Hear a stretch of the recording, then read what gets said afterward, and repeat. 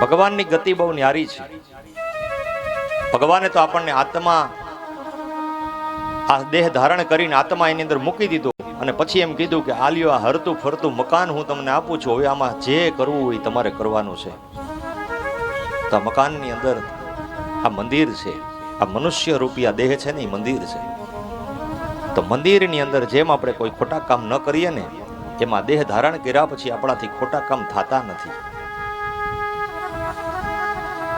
ભગવાન બહુ દયાળુ છે. ગમે તેવા પાપ કરો, ગમે તેવું ખરાબ કર્મ કરો, પણ છતાંય જો ભગવાનના શરણની અંદર વયા જાવ ને તો ભગવાન આપણને સ્વીકારી લે છે. ભગવાન જેવો દયાળુ આ જગતમાં કોઈ છે નહીં. આજ ઈશ્વરને માને બે જણા આ જગતમાં દુખી છે, એક નાસ્તિક અને એક આસ્તિક. નાસ્તિક એટલા માટે દુખી છે કે એ ભગવાનને માનતો નથી.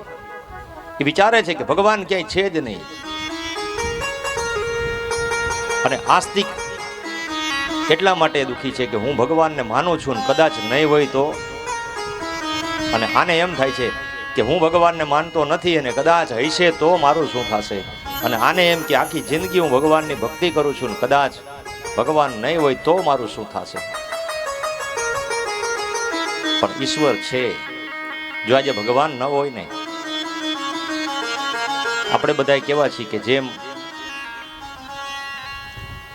ભગવાન ઉપરથી જોતા હોય ને એ આપણું બધું સામ્રાજ્ય જોતા હોય. અને ભગવાનની ટેકનોલોજી બહુ ઊંચી છે.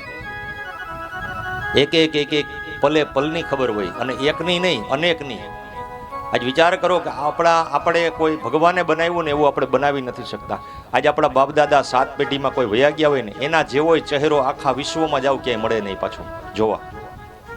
આપણને એમ થાય કે મારા જેવું કોઈ વ્યક્તિ બીજું, તો એની પાસે કેટલી બધી ટેકનોલોજી ઊંચી છે ભગવાનની પાસે. વિચાર કરો કે આપણા જેવો ચહેરો, આપણા જેવી વાણી, આપણા જેવું શરીર ક્યાંય જોવા મળતું નથી. જે માણસ અહીંથી ગયો એની તસવીર ખાલી રહી જાય છે, પણ એ તસવીરને લઈને આખા વિશ્વમાં ફરી આવો તો એના જેવો વ્યક્તિત્વનો ચહેરો પાછો જોવા મળતો નથી. અને આપણે તો આ ગામની અંદર જોઈ, આજ કદાચ આપણા ગામ જિલ્લાની અંદર જોઈ, કદાચ આપણે રાજ્યની અંદર જોઈ, કદાચ આખા દેશની અંદર જોઈને તોય આપણા જેવો ચહેરો પાછો ક્યાંય જોવા મળતો નથી. તો કેટલા આત્માઓ છે. ભગવાને બતાવ્યું છે કે 84 લાખ જીવ છે. 84 લાખ જીવની રક્ષા કરે છે ભગવાન. 84 લાખને શું દેવું એને ખબર છે. 84 લાખને કેવી રીતે જીવન જીવવા દેવું, એમાંથી એક જ એવો જીવ છે 84 લાખમાં, એ એક છે મનુષ્ય અવતાર. એ ધારે એ કરી શકે. એને તરવું હોય ને, બીજાને બધાને તરવું હોય ને તો એને કોકનો આધાર લેવો પડે. પણ મનુષ્યને જો તરવું હોય ને તો એને કોઈના આધારની જરૂર નથી.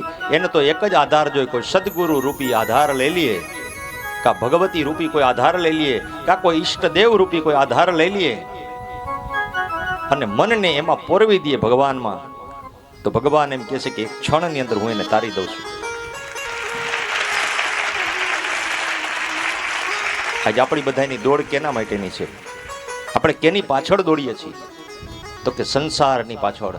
આજ ઘરની અંદર 5-7 સભ્યો રહેતા હોય ને બધાને એમ કહી આપણે કે તમે બધું ઘર બહાર છોડી દો અને ભગવાનના તીર્થધામમાં જાઓ, તો કે હું વયો જાઉં તો મારા ઘરનાનું શું થાય? ઘરનાને પૂછો તો કે મારા ઘરવાળાનું શું થાય? હું તીર્થમાં જાઉં તો. પછી 2 જણાને એમ કહો કે તમે 2 ભગવાનનું ભજન કરવા આવે તીર્થમાં વયા જાઓ, ખૂબ કામ કર્યું, ખૂબ ઢૈડા કર્યા, તો કે આ મકાનનું શું થાય? છોકરાઓનું શું થાય? વહુનું શું થાય? અરે ભલા માણસ, જદી આ જગત છોડી દેહો તેદી એનું શું થાય?